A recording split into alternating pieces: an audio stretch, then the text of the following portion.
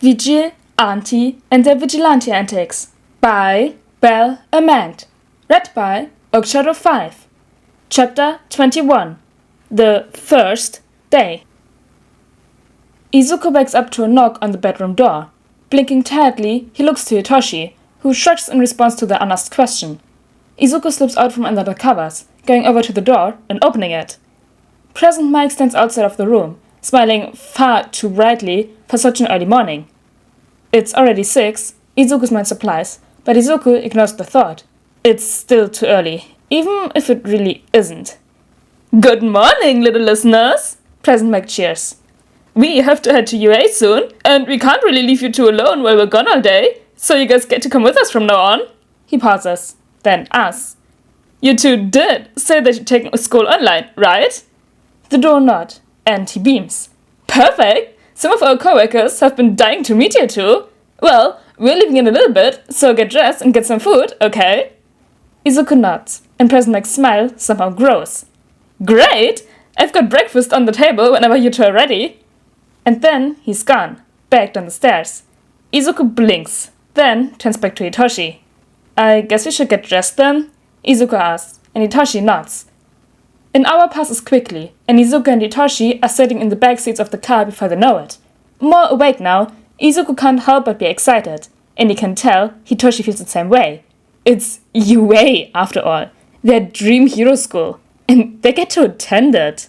And heroes want to meet them. Izuku pointedly ignores the sole reason they're able to come, the sole reason that they got caught. He can worry about that when the next school year actually starts, and their first years. When they reach UA, Izuku can't help but let out a gasp. It's gigantic, and while Izuku admittedly doesn't have much history with physical schools, he's pretty sure that they're not usually so large. That's plus ultra for you, Hitoshi mutters, but Izuku can hear the awe in his voice. It's even better when you're not just staring at it, Present Mike says as he pulls into a parking spot. Come on, listeners, let's get this show on the road. Izuku and Hitoshi follow without protest, watching their guardians grab their things before following them inside. Izuku lets out a small hum when he notices Eraserhead scanning a card before opening the door, then pulling out a visitor pass and scanning it twice. Does everyone need an ID card to get in? He asks, and Eraserhead nods. Most students just have to scan in on the first day. After that, the system will recognize you. During certain hours, however, you can only get in if a teacher scans in, and you have to scan in if you're bringing a visitor in. After a pause, Eraserhead adds, Nezu will probably give you 2 higher access levels, so you can join us if you need to during breaks and after school hours. Izuku doesn't have anything to say to that, so he doesn't say anything. They all walk together until they reach a large door that has 1A painted on it, the large red markings completely unmissable. You two can go wander around if you want, Eraserhead says. School doesn't start for over an hour, so I won't force you two to start on classes right away if you don't want to. When the day starts, though, you two can head to the teacher's lounge. We've got computers in there, just go to Hisashi and my spots. Eraserhead pauses, as if trying to think of anything else to say, then shrugs. That's about it. Don't forget that you get free lunches, I guess. See you two after school. He gives them a little wave, then walks through the giant door, closing it behind him. I'll be in class 1C if you need me, Present Mike says, pointing down the hall. Have fun, listeners, and don't get into any trouble. The boys nod, and then they begin to roam the halls, wondering just who they'll meet. Nemuri Kayama strolls through the hallway, making her way to her classroom at a casual pace. A smile slips onto her lips as she walks down the empty halls. Once they will soon be filled with students who are working their way to their futures. She can practically feel the energy that buzzes from the student body, full of excitement and hope and wonder. Ah, to be young and full of potential. Nemuri remembers the time as a student. Unfamiliar footsteps meet Nemuri's ears, and she turns around to find the source. 2 teenage boys stand side by side, staring back at her. Aren't you two a little early? Nemuri asks, keeping her voice playful as she places her hand on her hips, eyeing the pair. From all the way down the hall, she can't see them perfectly. All she can identify is the wild purple hair on the taller one, and the curly green hair of the other. Our guardians are sitting up for class right now, the taller one says. They told us to look around before the day starts. Nemuri blinks, and then she realizes it. These must be the vigilante boys that Shota and Hisashi adopted.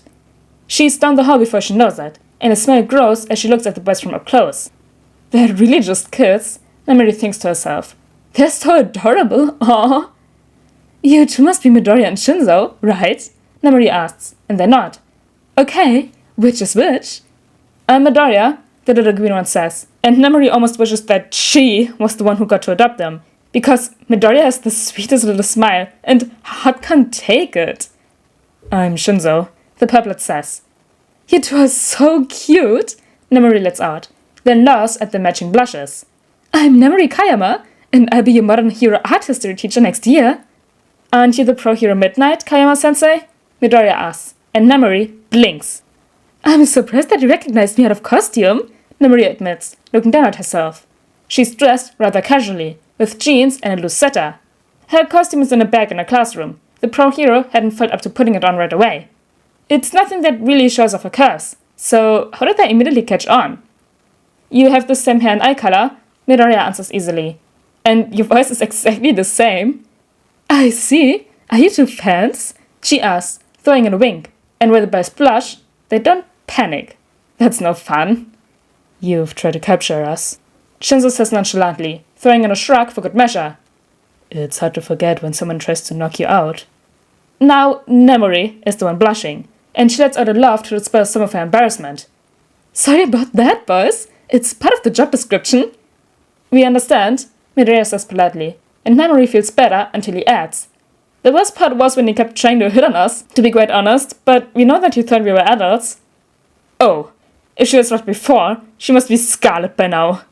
Smiling bashfully, Nemuri says, I am so sorry. I assumed you were older. Everyone did. That was the point. No hard feelings. Shinzo reassures her, and Nemuri nods. Of course. Here, let me show you two around the school as an apology, she offers, and luckily, the boys accept. Walking through the halls with two ex-vigilantes behind her, Nemuri wonders what the future year will bring, when the boys are in her class. She looks forward to seeing what these two will do, because she just knows they cause trouble for the parents. Ah, youth. Hikari Majima lets out a pleased sigh as he sets down his pen, the last of his paperwork done before the day even starts. Being a homeroom teacher for the support course students means having to fill out a lot of paperwork to account for the safety of every student, and that includes dozens of papers for upcoming students who haven't even stepped foot on campus since the exams. He's interested in seeing what the next year will bring, although he can already feel a headache coming his way as he recalls some of the more energetic applicants. But that's a problem to worry about next semester, not today. For now, Hikari just focuses on revising his lesson plans for the day and filling away some papers. He knows from experience that they will get lost if he doesn't put them away soon enough. Hikari hums softly to himself as he works, a pleasant melody in his head as he enjoys the last few hours of silence before the bright young students of tomorrow arrive.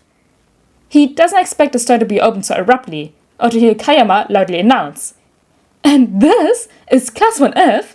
It's one of the support department classes, and they focus on creating the equipment that you'll need in your future. Hikari looks up, and is surprised to see two young teenagers looking around the room in awe. Blinking, he recognizes them from the pictures. These are the Vigilante boys. Good morning, Hikari says, standing up and making his way across the room. What can I do for you? I'm just showing these boys around the school, Kayama explains. Shota and Hisashi brought them in, then just left them to wander around blindly, so I'm giving them a proper tour. Oh, this is Midoriya and Shinzo, by the way. Boys, this is Hikari Majima. I see. Well, any questions for me? Hikari looks to the boys, not expecting much. They're going to be in the heroics department, aren't they? They probably won't think much of this room. He doesn't hold the thought against them. It's just how things are. But the boys surprise him. You students get to work in a lab like this? Midoriya asks. That's incredible! What are the rules here? Is anyone allowed to come in here and work, or is it only for support students? Is a hero student allowed to create their own gear, or are they only allowed to offer suggestions? Shinzo adds on, looking around. If they've already created gear, do they have to get it approved by the support department as well as the school? We've already gotten our tools school approved, but if we want to make improvements, do we come to you? Hikari blinks in surprise, holding up his metal-tipped hands in an attempt to stop the rapid questioning. Whoa, boys, hold on. Give me a second to answer all of that. Right, of course, Midoriya says, face reddening. Apologies, Majima-sensei. Hikari chuckles as the boys bow and sink.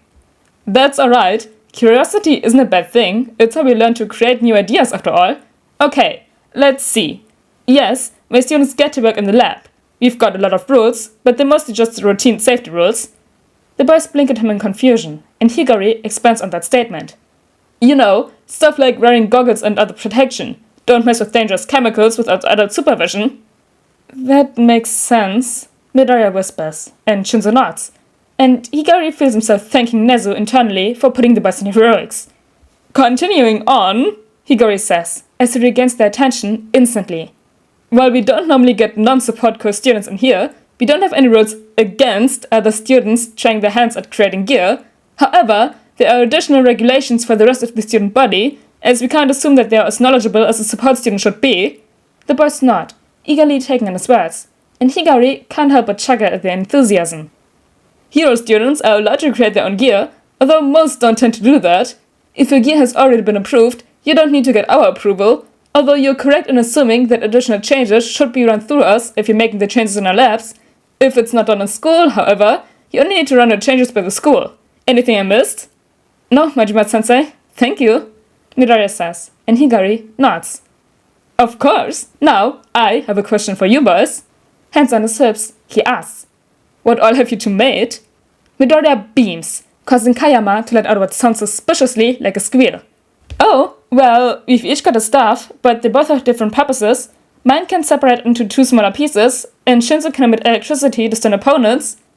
That's been approved? Higari asks, and Shinzo nods. It's not enough to shock, and it serves as a way to knock out an opponent without too much damage. Shinzo explains easily, reminding Higari that these two boys are, indeed, vigilantes. Along with that, Izuku and I made capture weapons. You mean like shotas? Kayama asks, and the boys nod. Oh, that's the cutest thing! You threw a match? How did you manage to make that? Higari asks, and the boys shrug. Stole a piece off of Eraserhead one time, Midoriya says. All I had to do was compare it with a few materials with similar strengths and malleabilities, figure out how he activated it, and then with a few substitutes we were able to create our own versions. That's very impressive, Higari says honestly, and they both blush again. Must not be used to praise, Higari realizes, and the thought makes him frown. Shaking his head, he asks, Anything else? Were your shoes approved? Shinzo asks Midoriya, who nods. Right, I've got shoes with built-in sound-burst machines, which allow me to jump higher or move faster, depending on which ones I activate. We also got Hitoshi's voice modifier approved, because it helps him with his quirk. You built him a voice modifier? Higari asks. We made it together, Midoriya says. See, we needed one that could project and modify his voice without rendering his quirk useless. His quirk is reliant on his vocal cords, so we had to make it without any type of electricity. The NESM is one of our best works, if I do say so. Well, Higari starts, then smiles. I'm certainly impressed with all of that. If you two ever want to stop on by, I'll be happy to let you in. Thank you, Majima-sensei, Midoriya says, and the boys look around for a few more moments before Kayama leads them away to continue their tour. It's only once the door is closed that Higari wonders. Where'd they even get the materials to make all of that stuff anyways? After meeting Mr. Majima, Izuku and Hitoshi follow Miss Kayama around for a while longer. They run into a few more staff members, including Principal Nezu, who gives them their ID cards, but the tour is cut off when actual students begin to roam the halls. Oh, looks like school will be starting soon, Miss Kayama says. I'm sorry to cut this tour off short, boys, but I have to go get into my costume before homeroom starts. It's no problem, Izuku assures her. Thank you for showing us around, Kayama-sensei. It was my pleasure, she says, adding a wink. You too can find the teacher's lounge by yourself? Izuku and Hitoshi nod, and she smiles. Perfect! Have a good day, boys, and here's my unofficial welcome to UA. She puts them into a hug, then saunters off to her classroom before they can react. Izuku and Hitoshi look at each other, shrug, and head back to the lounge to start their classes. Hey, Izuku whispers as they walk back, ignoring the odd glance that an older girl sends the way. If we finish the last month of the school year this week, do you think Majima-sensei will let us use the labs? Maybe, Hitoshi mutters. But we also need to get access to some training grounds. 1 week of classwork, then spend the rest of our time in the labs and training grounds? Izuku asks, and Hitoshi smirks. Sounds perfect. I bet we can get it down to 4 days if we really try. We probably don't have to try too hard, Izuku admits, and Itoshi agrees. Overall, Izuku is looking forward to his time at UA. Guilty conscience be damned.